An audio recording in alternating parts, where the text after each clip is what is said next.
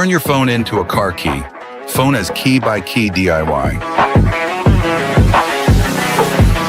To power on, press and hold power button once. The indicator light will remain on. Then press and hold power button again. The indicator light will flash 3 times. It will indicate that the power on successful.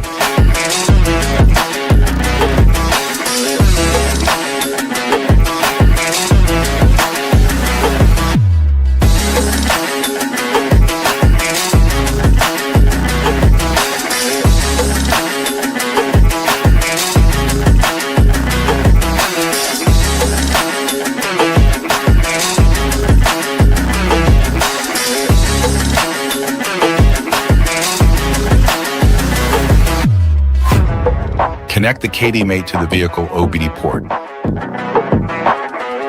The KeyDiy Max tool shows some instructions for the programming. Follow the instructions.